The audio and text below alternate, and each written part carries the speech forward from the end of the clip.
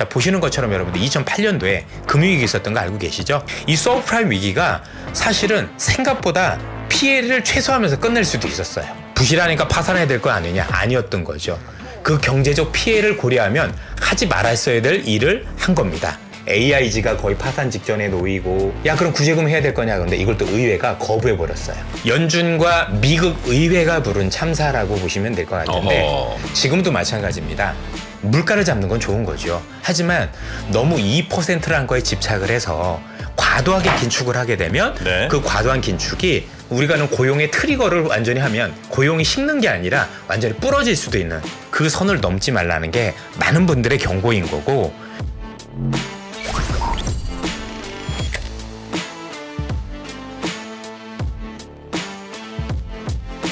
자, 그러면 저희 또 마스터분들 중 한 분이죠. 우리 이선엽 장군님 모셔보도록 하겠습니다. 어서 오십시오. 어서 오세요. 안녕하십니까. 언제 반갑습니다. 하시죠? 오프라인 세미나? 이번 주에 합니다. 이번 주 무슨 요일? 토요일에 합니다. 내일? 내일이네, 내일. 내일 2시. 그러나 많은 분들이 참석하셨더라고요. 신청이 예. 이미 다 매진됐는데 예. 그걸 찍어서 저희가 멤버십에만 올려드린다 이거죠? 예, 그렇습니다. 예. 하여튼 이번에도 조금 이제 제가 방송에서 못했던 얘기들을 좀 많이 해드릴 거고 또 이번에 좀 질문도 많이 받아야 될 것 같아요. 그래서 이분들의 고민이 뭔지 그래서 이런 걸 또 저희들이 받아서 또 이제 그 고민에 대한 어떤 할 수 있도록 좀 열심히 노력하도록 하겠습니다. 이번엔 어디서 하세요? 이번에 지난번하고 같은 장소, 강남에 있는 그쪽에서 하게 됩니다. 네네. 자, 그러면 오늘 또 우리 시청자분들과 함께 나눌 이야기. 네. 뭐 올해 뭐 투자 전망 뭐 이런 겁니까? 그렇지는 않고요. 네. 지난번에 제가 이미 예고드렸던 것처럼 네. 올해 시장이 생각보다 종목 관련해서 또 시장에 좋은 매매 기회가 있을 거라고 말씀을 드렸는데 그런 와중 속에서도 지뢰밭이 꽤 있어요. 뭐 당장 시장이 좋다고 하더라도 그냥 좋을 수만 없는 거고 네. 우리가 봐야 될 예상치 못한 악재 이런 것들이 있을 수 있어서 그런 것들을 조금 점검하는 시간을 이번 주하고 다음 주에 거쳐서 가지려고 합니다. 그래 우리가 좋은 건 알겠는데 뭐 나쁘지 않은 것 같은데 우리가 그래도 이게 마냥 좋은 것만 아니지 않느냐. 분명히 시장에 덫이 굉장히 많을 건데 그게 뭔가에 대해서 고민을 해봐야 되겠죠. 그리고 뭐 제가 지난번에도 뭐 삼성전자 이번에 갤럭시 23 나오면 가서 한번 만져보라고 말씀드렸잖아요. 저는 그래서 그냥 생돈 줘서 하나 샀습니다. 23 울트라로 샀고요. 거기 2억 화소짜리 그거예요? 예. 2억이고 근데 이제 쓸 일이 별로 없긴 하네요. 뭐 100배까지 이렇게 땡겨서 하기에는 좀 그렇고. 달 사진 찍었던 그거. 네. 뭐 제가 달을 그 옥토끼 있더라고요 보니까 실제로도. 그래서 이렇게 위장막도 이렇게 씌웠습니다. 여기 약간 저 평가는 괜찮은 것 같더라고요. 사진 되게 좋아요. 어쨌든 저는 이게 이제 아직도 그 갤럭시를 되게 좋아하는 사람이라서 저는 이제 만족해서 쓰고 있고요. 근데 되게 좋은 것 같습니다. 자, 일단 보시죠. 올해 시장 어떻게 될 것인가 보다는 올해 뭐 종목별로는 뭐 지금 매매가 되게 활발히 일어나고 있던 데 대해서 이견은 없으실 거라고 생각을 하고 뭐 실제 보니까 최근에 각 사별로 각 증권사별로 최근에 오르고 있는 기업들에 대한 리포트들이 되게 활발하게 나오고 있더라고요. 이슈에 대해서도. 그래서 어제도 보니까 한 2, 3일 됐죠. 뭐 삼성증권에서도 GPT 관련해서 한 160페이지짜리 보고서도 냈고 똑같은 걸 또 역시 뭐 유한타도 한 60페이지 냈고 단순 테마라면 이렇게 내진 않겠죠. 수백 페이지짜리까지 낼 정도로 한번 심도 있는 보고서들이 나왔으니까 한번 읽어보셔도 저는 좋을 것 같고 우리 3프로에서도 한번 좀 초청해서 한번 들어봐도 좀 좋지 않을까라는 생각을 기본적으로 갖습니다. 자, 한번 첫 번째 자 한번 보시겠습니까? 그러면 올해 시장 우리가 볼 땐 기본적으로 시장이 괜찮다라고 하면 이럴 거냐. 우리가 시장 가는 길 웃음만 있을 소냐. 그렇진 않겠죠. 뒷장 보시면 가로막는 비바람이 어이없겠습니까? 실제 우리가 볼 땐 와 이렇게 하지만 사실은 중간중간에 아주 안 좋은 일들이 많이 있을 가능성이 올해는 대단히 높은 게 사실입니다. 주가 지수만 봐도 딱 저렇게 가지 아까처럼 맞습니다. 그렇게 가지는 않죠. 그래서 실제 시장이 좋다고 하더라도 우리가 나중에 결과론적으로 봤었을 땐 의외로 상처뿐인 영광일 수도 있겠다. 그래서 올해는 정말 여러 가지 변수들과 관련해서 많은 투자자분들께서 이게 정말 쉽지 않은 경험들을 많이 할 수 있는 시장이 아닐까. 그리고 어이없게도 이렇게 시장을 울퉁불퉁하게 만드는 게 좋게 만드는 것도 안 좋게 만드는 것도 고용이라는 어이없는 현실. 조금 결론부터 미리 좀 내드리면 지금 미국의 너무나도 탄탄한 고용이 연준을 참 힘들게 하겠죠. 굉장히 정책을 쓰는 데 있어서 굉장히 곤란하게 만들 가능성이 높은 게 현 수준이 아닐까라는 생각을 가지고 있습니다. 그래서 어떤 일들이 일어나고 있는지 하나씩 우리가 차근히 살펴보도록 하겠습니다. 네. 예. 먼저 이제 여러분들 어제 나왔었던 의사록 한번 보시도록 하겠습니다. 연준 의사록에 의하면 보시는 것처럼 연준의 모든 참석자들이 거의 모든 참석자들이 0.25%포인트 즉 25 BP 인상하는데 적절하다고 동의했다. 특히 인상폭은 투표권을 가진 위원 전원이 찬성했다. 여러분들 최근에 50pp 즉 0.5%포인트 올리자란 분들이 여럿이 있더라. 그래서 굉장히 매파적으로 했다라고 얘기하지만 사실 투표권을 가진 분 중에는 없고 투표 안 하는 분들 중심으로 0.5%포인트를 얘기를 했다라는 거죠. 그래서 사실 그분들 말씀도 굉장히 소중하지만 어쨌든 결정하는 분들은 아니다라는 점에서 사실 결정하는 분들 중심으로 여러분들이 요 의사력을 해석하실 필요가 있습니다. 그래서 우리가 보는 흔히 얘기하는 뭐 네. 로레타 웨스터 총재께서도 그랬을 거고 아니면 뭐 세인트루이스 총재도 마찬가지일 거고 이런 사람들 의견도 굉장히 중요하지만 일단 그 사람들은 투표권이 없기 때문에 거기에 대해서 너무 그렇게까지 집착할 필요는 없지 않겠느냐 말씀을 드립니다. 그리고 여기서도 똑같은 얘기가 나온 게요. 여러분도 보시는 것처럼 여기 안에서도 경기가 침체로 갈 거냐 알 거냐에서는 여전히 갈려 있습니다. 연준 의원들조차도 일부는 경기가 침체 들어갈 거냐 여전히 크다라고 얘기하는 사람도 있는 반면 그렇지 않은 사람들도 있다라고 얘기를 합니다. 네네. 어제 김효신 연구원께서 굉장히 요즘 뭐 시장과 관련해서 너무 다양한 의견들이 있다. 저도 거기에 굉장히 동의를 하고요. 저도 이제 애널리스트 생활도 저도 수십 년 해보고 그랬지만 올해처럼 이렇게 의견이 제각각으로 나뉘었던 건 저도 없는 것 같아요. 아, 그래요? 예, 그래도 뭐 된다 안 된다 정도 아니면 만약에 시장이 안 되면 됐다고 했던 분들 살짝 죄송합니다 하고 꺾었던 적도 있었고 네. 어떤 한 방향으로 그래도 모이기 마련인데 지금처럼 뭐 시장이 연착륙이냐 견착륙이냐 아예 노랜딩이냐 해가지고 뭐 우리가 할 수 있는 모든 얘기 사실 이 정도면 아무나 할 수 있는 거잖아요. 네. 그렇죠?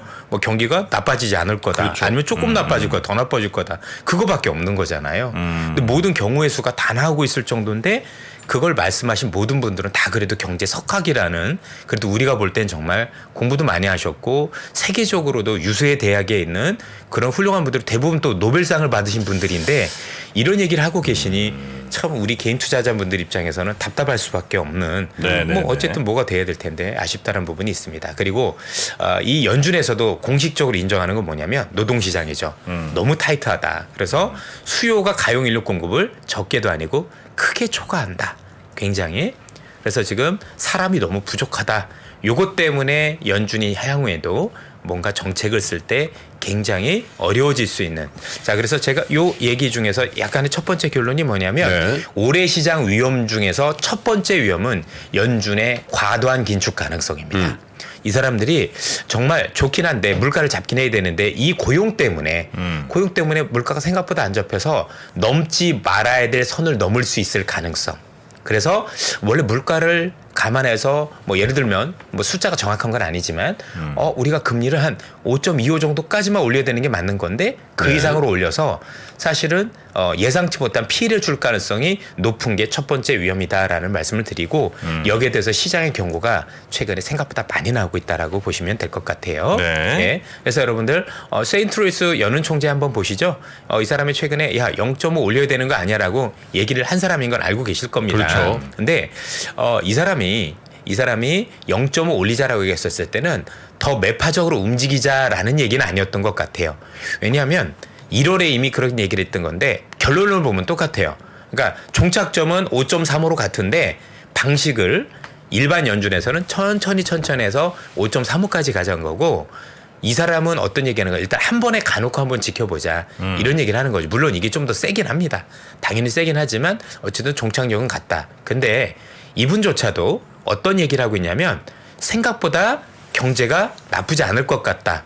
그리고 나쁘지 않은 근거를 보시는 것처럼 중국의 리오프닝, 중국이 경제를 개방을 하고 네. 유럽도 생각보다 나쁘지 않고 네. 그래서 자기가 6주에서 8주 2달 전에 생각했던 것보다 훨씬 더 회복력 있는 것 같다.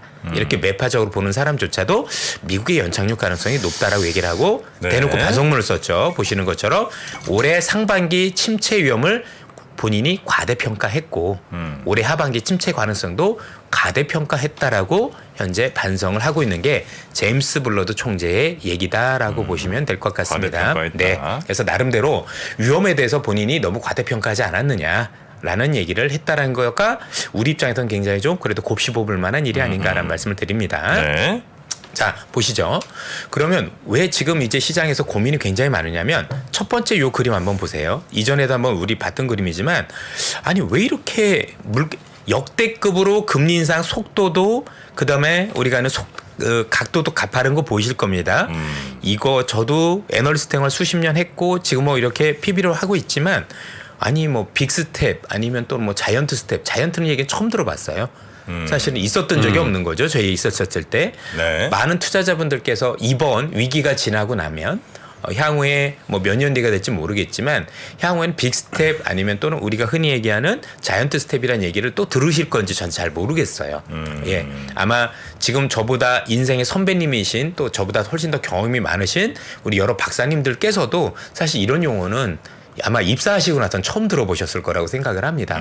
그럴 정도로 참 그렇죠. 낯선 단어들이었고요. 네. 그냥 이렇게 그래서 너무 강력했다 이거죠. 네. 너무나 강력했는데도 불구하고 문제가 뭐냐면 여전히 물가가 생각보다 덜 꺾여요. 이렇게. 자, 요 그림에서 우리가 주는 함의가 굉장히 많습니다. 그리고 제가 댓글을 다 읽어보면서 여러 투자자분들께서 지적을 많이 해주셨어요.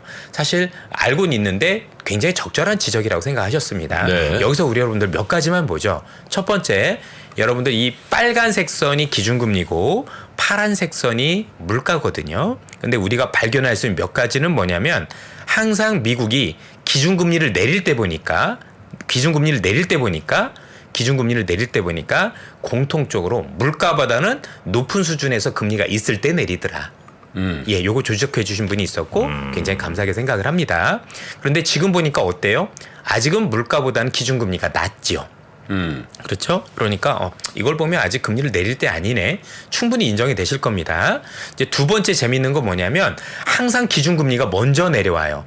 보시는 것처럼 빨간색 기준금리가 내려오고 뒤에 물가가 내려오는 게 보이시나요? 그렇죠. 모든 사례에서 기준금리가 먼저 내려오고 물가가 뒤에 내리고 기준금리가 먼저 내려오고 물가가 뒤에 내려옵니다. 그런데 지금은 물론 앞서 말씀드린 것처럼 기준금리보다 여전히 물가가 높긴 하지만 물가가 내려오고 있는데 금리를 올리고 있는 예외적인 사례가 되겠죠. 그렇죠? 그러니까 사실 헷갈릴 수밖에 없는 거예요. 이게 뒤죽박죽이 될 수밖에 없는 그런 상황이 될 수밖에 없다. 다시 한번 요거 그림만 정리를 드리면 대부분의 모든 경우에서 기본적으로 미국이 금리를 인하를 할 때는 기준금리 자체가 물가보다 높은 수준에 있을 때, 즉 물가가 5%라면 기준금리는 한 5.25% 정도 요럴 때 인하를 시작을 하더라. 그렇죠. 그럼 여기서 우리가 아이디어 얻을 수 있는 건 뭐냐면 네. 조만간 물가는 주거비가 떨어지기 때문에 올 상반기 안에 5% 이하로 떨어질 가능성이 굉장히 높아요.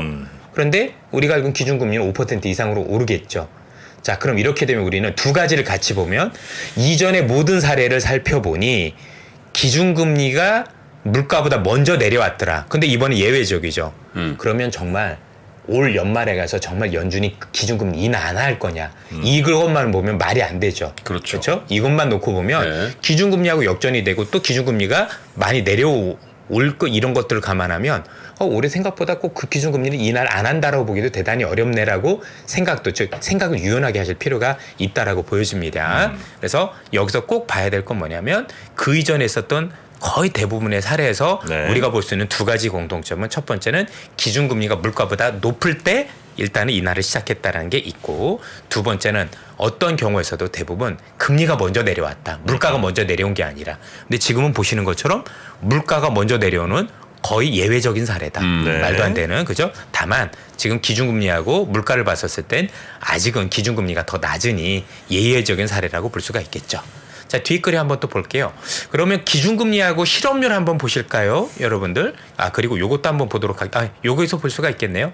기준금리하고 실업률하고 한번 차트 한번 또 그려보면 또 공통점들이 나옵니다. 자, 보시는 것처럼 빨간색 선이 고용이고 실업률이고 파란색 선이 우리가 알고 있는 기준금리입니다. 네. 자, 보시면 기준금리가 거의 내려가는 직전에 우리가 알고 있는 것처럼 실업률이 올라오는 거 보이시나요? 근데 실업률이 먼저 올라오죠. 기준금리 내리기 전에 실업률이 먼저 올라오고 또 기준금리가 내리기 전에 실업률이 여기부터 올라오는 모습. 뭐 이것만 놓고 보면 아직까지 알 수는 없는 거죠. 그렇죠? 그러나 정확한 건 뭐 우리가 알고는 우리가 알고 있는 것처럼 뭐 기준금리 고점하고 실업률은 일치하더라. 이것만 가지고 잘 알 수 없는데 뒤에 그림이 재밌습니다. 보시는 것처럼 물가하고 실업률 한번 그려봤어요. 자, 물가하고 실업률하고 그랬더니 어떤 재밌는 일이 나오냐면 우리가 알고 있는 것처럼 이게 물가거든요. 물가가 내리는 시점 반드시 경기 침체였어요. 물가가 내리는 시점 반드시 경기 침체였어요. 물가가 파란색 선이 내리는 시점은 역시 경기 침체였고 이때도 물가가 내리는 모든 시점은 경기 침체였어요. 네. 그걸 그대로 얘기하면 지금도 내려오고 있는 시점이 경기 침체여야 되는 거죠. 그런데 지금 경기 침체라고 얘기할 수가 있나요? 그렇죠? 더군다나 물가가 내려오는 시점은 반드시 실업률이 올랐어요. 자, 물가가 내려오는 시점과 실업률이 오르는 게 항상 동시에 일어났죠. 보이시나요?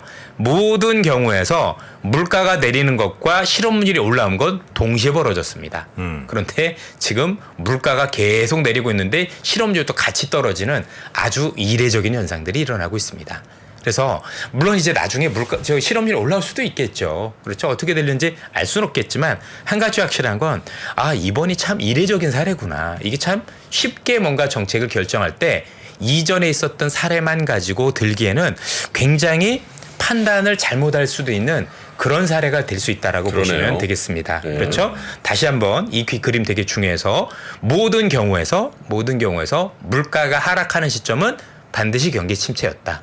그런데 지금은 물가가 계속 하락하고 있음에도 불구하고 경기 침체라 보기가 대단히 어렵다. 또 이전에 있었던 거의 대부분의 사례에서도 물가가 하락을 할 때 실업률이 급등을 했다.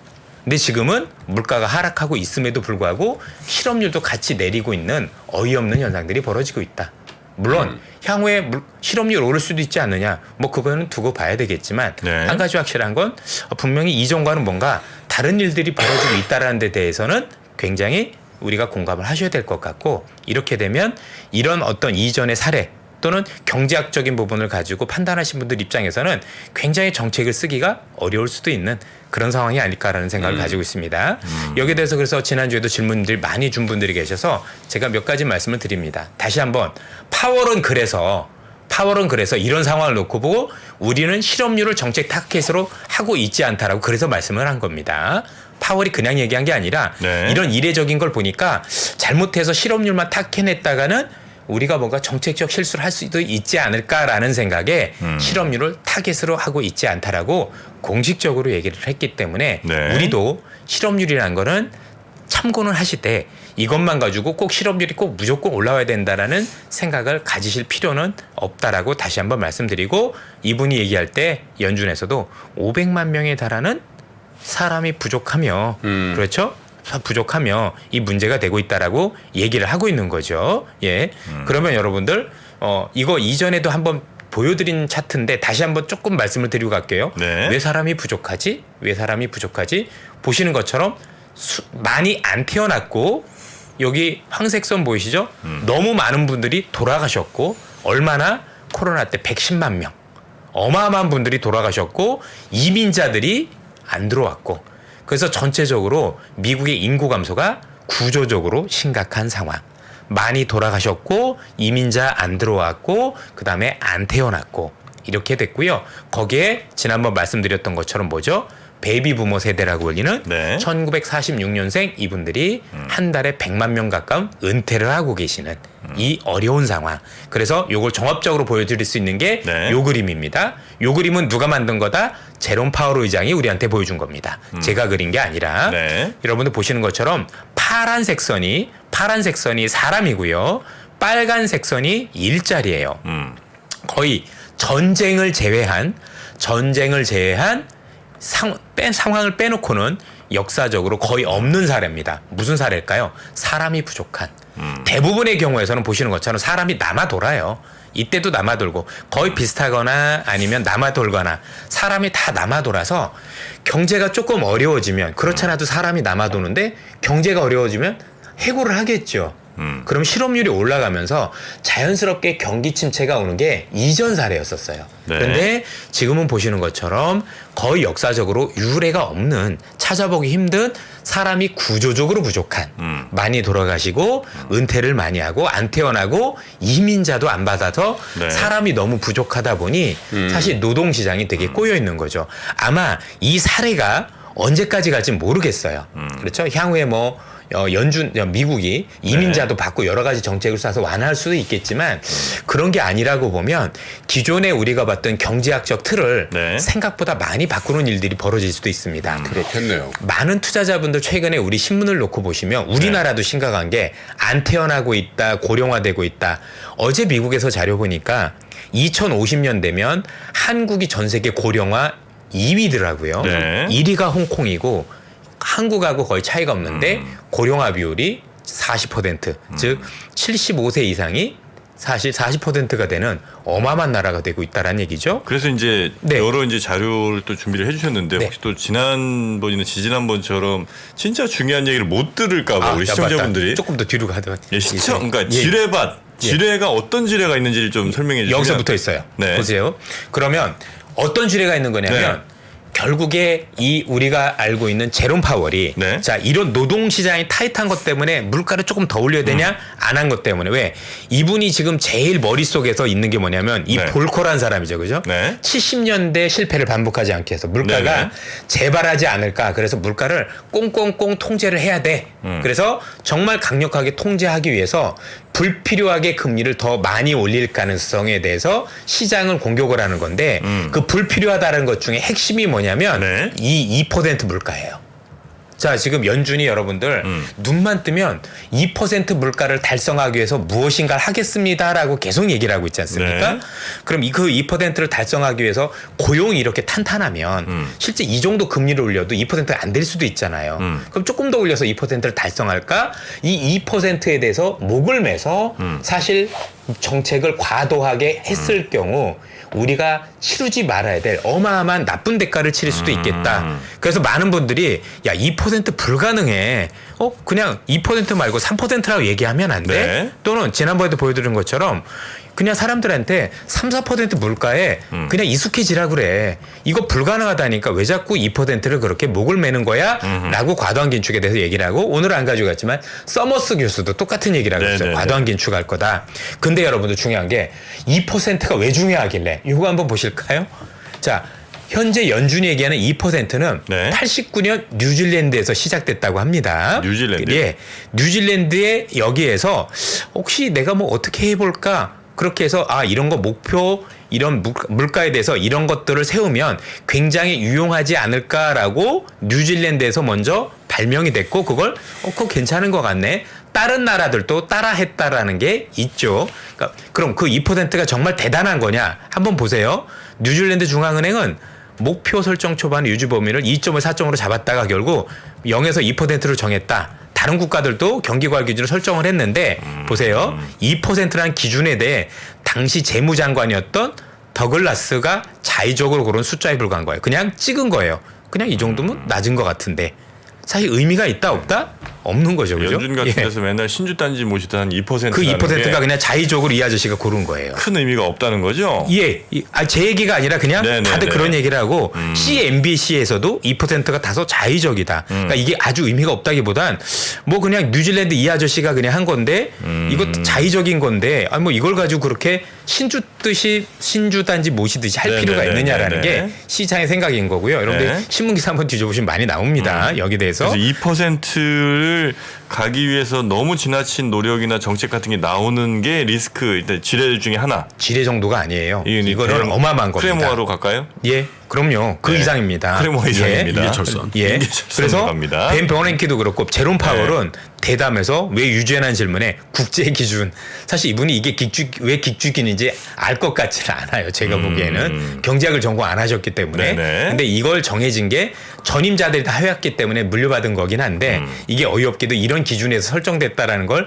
아신다라면 그러니까 대부분의 경제학자분들이 2% 고집하지 마세요. 그러니까 3이나 4%가 오히려 적당할 수도 있습니다. 그게 경제도 해치지 않고 물가를 잡을 수 있는 방법이 아닐까요?라고 얘기를 하는 거죠. 물론 네. 물가만 놓고 보면 2%가 맞을 수도 있겠죠. 그런데 그 2%만 너무 고집하면 더 큰 걸 잃을 수도 있습니다라는 경고가 나오고 있는 겁니다. 네. 자, 그러면 여러분들 한번 보시면 실제 최근에 중앙은행 실수에 대한 우려가 증가하고 있는 게 미국에서 매니저한테 물어봤어요. 앞으로 혹시 위험이 있다면 뭐가 있을 것 같아? 물론 인플레이션 위험도 있고 아니면 우크라이나 전쟁도 있지만 요거 보시면 리세션에 대한 우려 아니면 이거 혹시에 대한 우려 아니면 그 뭐 크레딧 리스크에 대한 우려 이게 전부 다 뭐냐면 연준이 과도한 긴축을 했을 때 발생하는 우려예요. 그래서 시장에서 은근히 연준이 생각을 선을 넘어서 이 물가 잡는 거 좋긴 한데 그게 어디가 될지 모르 너무 고용 이게 사실 앞서도 잠시 설명드렸죠. 고용이 너무 강력해서 꼬인 현상이에요.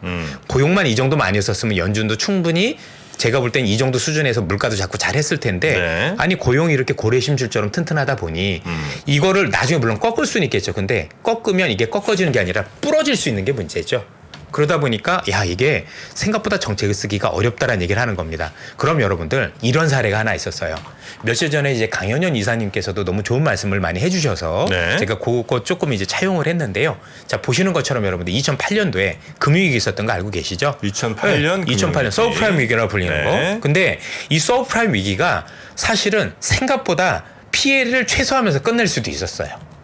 그런데 이때 당시에 그래프들이 쭉 나오는데 아마 요때쯤이었었습니다. 이때 하지 말아야 될 두 가지 일을 합니다. 어떤 일을 하냐면 연준이요? 연준입니다. 네. 연준이 정확하게 미국 정부하고도 마찬가지. 연준과 미국 의회가 부른 참사라고 보시면 될 것 같은데 어허. 이 당시에 우리가 알고 있었던 서브프라임 위기가 컸어요. 적지 않았습니다. 그래서 아마 경기가 나빠지는 것까지는 우리가 이해를 하는데 이 당시에 하지 말아야 될 첫 번째가 리만 브로더스 파산이었었습니다. 부실하니까 파산해야 될 거 아니냐? 아니었던 거죠. 그 경제적 피해를 고려하면 하지 말았어야 될 일을 한 겁니다. 더 문제는 뭐냐면 이때가 리만 브로더스를 파산시킨 그날이었었고요. 두 번째가 여기서 벌어집니다. 자, 리만 브로더스 파산까지도 쉽지 않은 문제였는데 파산은 연준이 시킨 거예요? 미국 정부하고 같이 원래 이거 파산시키지 말자고 채권단하고 많은 가가지고 뭐 그때 폴슨 장관도 있었나 가서 엄청나게 읍소를 했었어요. 그래서 그 당시에 인수를 한다고 했던 게 우리나라 산업은행도 있었어요. 산업은행이 인수하느냐 아니면 이제 뭐죠? 영국의 은행이 인수하느냐 아니면 어디가 인수하느냐 그러는데 영국에서 인수를 하겠다라고 하면서 조건을 내세운 게 뭐냐면 미국 정부가 우발 채무에 대해서 책임을 져라 했는데 미국 정부가 거부를 했고 그리고 연준이 그쪽에서 대놓고 뭐 흔히 이런 거죠. 니들이 사고를 쳤으니 니들이 그냥 알아서 해라 라고 하면서 했던 게 있습니다. 지금 말씀하신 거 뒤에 내용이 있으니까 네. 그리고 나서 그것까지도 쉽지 않았는데 더 큰 참사는 여기 뒤에 보시면 TARP 의회 부결이 제일 컸어요. TARP가 뭐지? 트러블 에셋 릴리프 프로그램. 트러블 에셋. 트러블이 안 좋다라는 얘기인 거니까 부실자산 구제금융 프로그램이겠죠. 7천억 달러에 달하는 걸. 그래서 리만이 파산하고 나서 이 경제적 파급 효과가 그러면서 AIG가 거의 파산 직전에 놓이고 네. 여러 회사들이 놓이면서 야 그럼 구제금 해야 될 거냐 그런데 이걸 또 의회가 거부해 버렸어요. 뒤에 한번 보실까요 여러분들? 자 리만 브로더스 파산 신청을 했는데 뒤에 보면 미국 의회에서 7천억 구제금융 달러 잠정 합의해놓고 실제 가가지고 의회가 이걸 부결시켜 버립니다. 그래서 와르르 무너져가지고 시장에 대한 신뢰가 엄청나게 무너졌습니다. 네. 그럼 제가 한 얘기를 버냉키 의장이 본인 책에서 썼습니다. 본인 책에서 실수였다. 그때 위기가 얼마나 강력한지 몰랐고 향후 출혈 손실도 과소평가했다라고 본인이 책에서 썼습니다. 네. 이 사람 얘기를 보면 리만 브로더스 파산이 실수였다라고 공식적으로 인정을 합니다. 예. 이 책에서 본인이 쓴 거예요, 여러분들. 찾아보시면 나오고요. 요거 연합에 있는 신문기사를 가져온 거니까 보셔도 될 것 같습니다. 두 가지 중대한 실수가 있었고 위기 자체가 얼마나 광범위할지 파괴될지 몰랐다. 실제 미국 금융당국은 이 당시에 있었던 서브프라임과 관련된 이 파생 상품 이런 것들을 파악을 못하고 있었습니다. 의외로. 예. 제일 중요한 지뢰는 연준이 2% 목표로 가다가 할 실수. 그렇죠. 맞나요? 다시 한번 말씀드리지만 네. 2008년의 이 위기도 연준이 실수를 안 했다라면 피해를 그래도 많이 줄일 수 있었던 실수였던 거예요. 지금도 마찬가지입니다.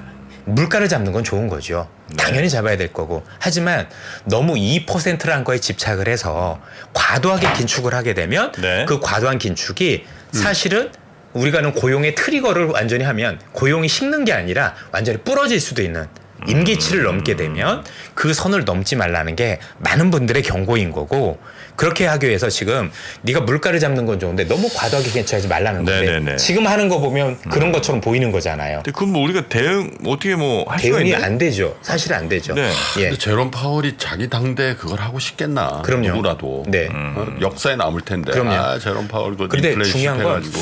연준도 그 임계치가 어딘지 본인들도 쉽진 않은 거예요. 왜냐면 앞서도 보셨지만 역대 이래로 모든 데이터를 들여다봐도 이런 사례가 되게 드물다 보니 얘기하기가 어려운 거예요. 이게 고용 때문에 모든 것들이 꼬여서 정책을 쓰기가 굉장히 난해한. 그러니까 물가도 잡아야 되겠는데 경제도 피해를 최소화하는 방향으로 가야 될 거 아니겠습니까? 네. 두 마리 토끼를 잡기가 너무너무 쉽지 않은 거죠. 다른 지뢰는 없습니까 혹시? 많아요. 시간이 그게. 좀 없어갖고. 예. 자 그러면 네. 제가 그래서 한 번에 안 한다라고 한 게 네. 많은 분들이 그럼 이런 생각을 할 수 있어요. 연준이라는 제롬 파월 의장은 네. 1970, 80년대 폴 볼코를 보면서 하고 있다라는데 바이든도 똑같아요.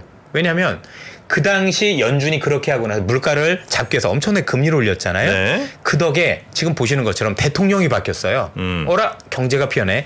한국과는 다르게 미국은 보시는 것처럼 경제가 안 좋으면 대통령이 100% 바뀝니다. 그래서 미국의 대통령이 바뀌는 기준은 재밌게도 경제입니다. 네. 예, 우리는 경제하고는 전혀 무관합니다. 예. 자, 그래서 바이든 입장에서는 지금 뜨악하는 거죠. 저 파월 아저씨 보게 2% 잡는다고 난리를 치네. 야, 그렇게 돼서 만약에 2% 잡는다고 너무 금리를 생각보다 많이 올리고 네네. 그래서 만약에 경제가 안 좋아지면 바이든 입장에서는 내년에 재선이 물 건너가는 거 아닙니까? 이걸 막아야 되겠죠. 이것도 사실 시장이 불편할 수 있는 거죠. 한번 뒤에 한번 보실까요? 이미 미국 백악관이 네. 보시는 것처럼 이미 개입을 시작을 했어. 이것도 안 좋은 거죠. 사실 어쨌든 중앙은행이라는 그 사람들이 역할을 충실하고 정치적 중립을 지키면서 물가하고 경기 사이에서 고민을 하게 만들어줘야 되는데 내년에 선거가 있다 보니까 그 선거에서 백악관의 입장에서는 본인들한테 유리하게 하기 위해서 네. 사실 연준한테 의외로 많은 압력을, 그래서 이 데이터 본인들이 보여준 거잖아. 야, 임금 많이 떨어지고 있는데 니네 무슨 긴축을 굉장히 강하게 한다고 해? 라고 해서 최근에 백악관이 이렇게 데이터를 만들어줬어요. 네. 사실 굉장히 불편한 거죠. 연준 입장에서 놓고 보면. 그래서 오늘 첫 번째 주제는 제가 볼 땐 여기서 좀 끊어야 될 것 같은데 그렇습니까? 다시 한번 잘 보시면 네. 역대급 이 고용 현상 때문에 사실 정책을 쓰기가 굉장히 어려워졌다. 스틸 많이 예. 네. 우리가 알고는 연준도 그렇고 많은 분들도 하는 말마다 다 다른 이유도 고용 때문이다.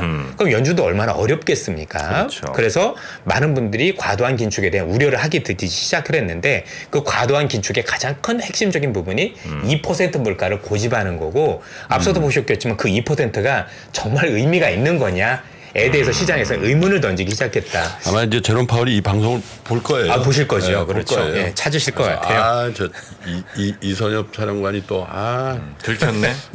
질러버리네. 들켰어, 할까 말까 지금 망설이고 있는데. 그래서 뭐 저희도 어떻게 될지 모르겠습니다만 사실은 이런 걱정을 하긴 해야 되는 거죠. 네. 그래서 물가를 올릴 때마다 시장이 어떻게 반응을 하는 건지 정말 이게 실수인지 아닌지는 봐야 될 것 같아요. 그런데 약간 지나서 알지 저희도 그 당시에 그게 실수인지 아닌지 잘 모릅니다. 그렇죠. 예, 어렵죠. 네. 그분들도 되게 할 텐데. 그래서 앞서도 말씀드렸지만 첫 번째 올해 우리가 혹시나 나중에 뭔가 우려할 수 있는 상황이 벌어진다라면 그 첫 번째는 백악관과 연준의 사실 정책에 대한 어떤 실수 가능성, 그리고 거기에 대해서 이미 많은 분들이 경고를 제가 하는 게 아니라 많은 하고 석학들이 있다. 하고 계시고 네. 거기에 대해서 연준이 어떻게 적절하게 대응할 건지 우리는 보자. 물론 잘 하시리라고 믿습니다만 네. 그래도 노심초사해서 첫 번째 주제로 가져왔고 네. 요거에 대한 밑바탕을 바탕으로 다음 주에는 일본과 관련된 그렇죠. 그리고 나머지 부분 정책 리스크가 또 네. 어떤 리스크가 있는지 네. 좀 자세하게 설명을 드리도록 하겠습니다. 알겠습니다. 예. 연준이 뭔가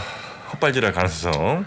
거기다 이제 또 대선이라는 변수가 또 있으니까 예. 또 압력을 잘못 줘서 또 이상한 일을 벌이지 않을까 하는 그 걱정들이 일단은 저희가 오늘 밝혀낸 지뢰 중에 큰 거 2개. 네. 네, 알겠습니다. 이선엽 이사님과 함께했고요. 다음 주에 뵙겠습니다. 고맙습니다. 예, 고맙습니다. 3프로TV가 새로운 모습으로 여러분을 찾아갑니다. 오후 3시 반 클로징벨 라이브는 여도은 앵커 그리고 명민준 앵커가 여명 콤비로 함께 진행을 하고요. 6시 퇴근길 라이브에서는 정프로가 월요일부터 금요일까지 김영렬 센터장, 최창규 본부장 그리고 박지영 차장과 함께 진행을 합니다. 그리고 글로벌 마켓 전문가 이주호 앵커가 글로벌 라이브를 더욱 알차게 만듭니다. 2월 6일부터 새로워지는 3프로TV 다시 한번 많은 관심 부탁드립니다.